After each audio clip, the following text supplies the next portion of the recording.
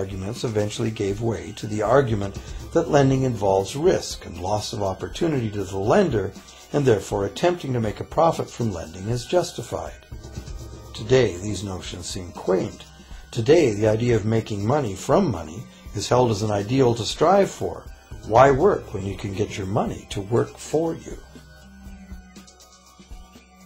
However, in trying to envision a sustainable future, it's very clear that the charging of interest is both a moral and a practical problem. Imagine a society and economy that can endure for centuries because, instead of plundering its capital stores of energy, it restricts itself to present-day income. No more wood is harvested than grows in the same period. All energy is renewable: solar, gravitational, geothermal, magnetic, and whatever else we discover. This society lives within the limits of its non-renewable resources by reusing and recycling everything, and the population just replaces itself. Such a society could never function using a money system utterly dependent on perpetually accelerating growth. A stable economy would need a money supply at least capable of remaining stable without collapsing. Let's say the total volume of this stable money supply is represented by this big circle. Let's also imagine that moneylenders must actually have existing money to lend. If some people within this money supply begin systematically lending money at interest, their share of the money supply will grow. If they continually re-loan at interest all the money that gets paid back, what's the inevitable result? Whether it's gold, fiat, or debt money doesn't matter. The moneylenders will end up with all the money. And after the foreclosures and bankruptcies are all filed, they'll get all the real property too. Only if the proceeds of lending at interest were evenly distributed among the population would this central problem be solved. Heavy taxation of bank profits might accomplish this goal, but then why would banks want to be in business? If we were ever able to free ourselves of the current situation, we could imagine banking run as a non-profit service to society, dispersing its interest earnings as a universal citizen dividend, or lending without charging interest at all.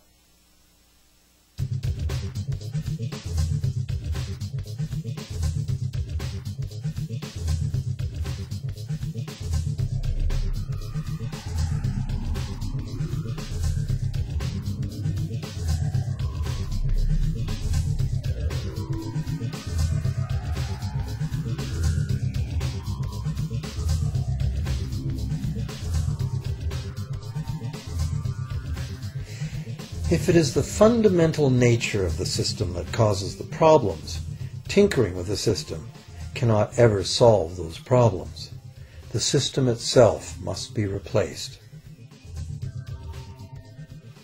Many monetary critics call for a return to gold-based money, claiming that gold has a long history of reliability.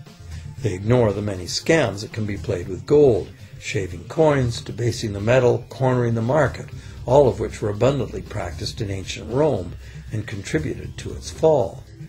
Some advocate silver, it being more abundant than gold and therefore more difficult to corner. Many question the need to bring back precious metals at all. No one wants to go back to carrying heavy sacks of coins to go shopping. It's a certainty that paper, digital, plastic, or more likely biometric ID money would be the real medium of trade, with the same potential for creating unlimited debt money we have now. Beyond that, if gold again became the sole legal basis of money, those who have no gold would suddenly have no money. Other monetary reform advocates have concluded that greed and dishonesty are the main problems, and that there may be better ways to create an honest and equitable money system than returning to silver or gold. Inventive minds have proposed a variety of alternate ways to create money. Many private barter systems create money as debt, much as banks do, but it is done openly and without charging interest. An example is a barter system in which debt is expressed as pledges of hours of work, all work being valued equally at a dollar figure that then allows ours to be equated with the dollar price of goods. This kind of money system can be set up by anyone who can devise a way to do the accounting and find willing and trustworthy participants. Setting up a local barter money system, even if it were little used now, would be prudent emergency planning for any community. Monetary reform, like electoral reform, is a big topic, and one that requires a willingness to change and to think outside the box. Monetary reform, again, like electoral reform, will not come easily, because the enormously powerful interests that benefit from the existing system will do their utmost to maintain their advantage. Now that we've seen that money is just an idea, and that in reality money can be whatever we make it, here's one very simple alternative monetary concept to consider. This model is based on systems that have worked in the past, in England and America, systems that were undermined and destroyed by the Goldsmith bankers and their fractional reserve system.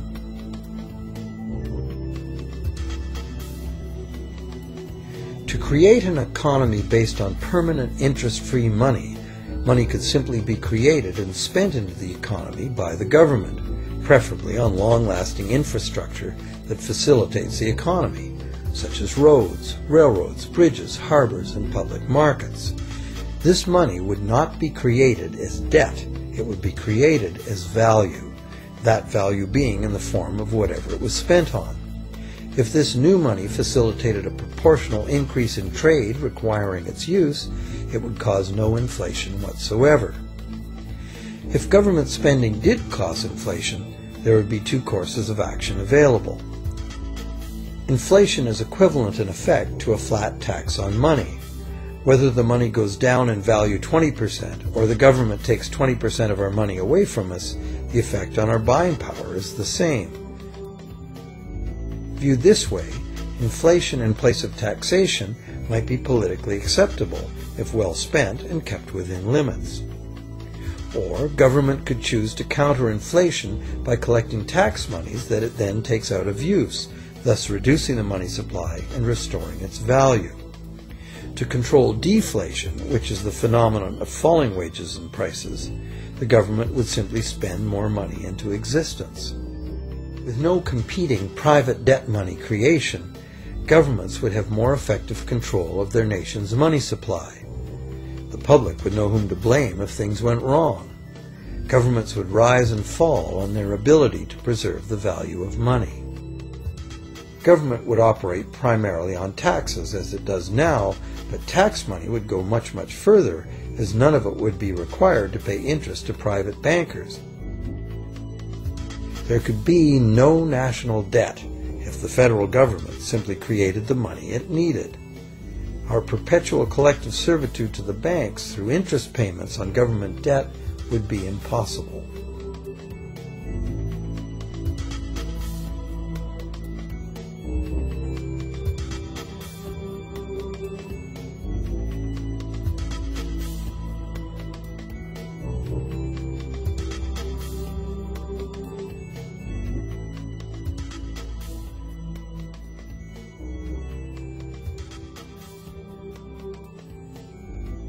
What we have been taught to believe as democracy and freedom has become in reality an ingenious and invisible form of economic dictatorship. As long as our entire society remains utterly dependent on bank credit for its supply of money, bankers will be in the position to make the decisions on who gets the money they need and who doesn't.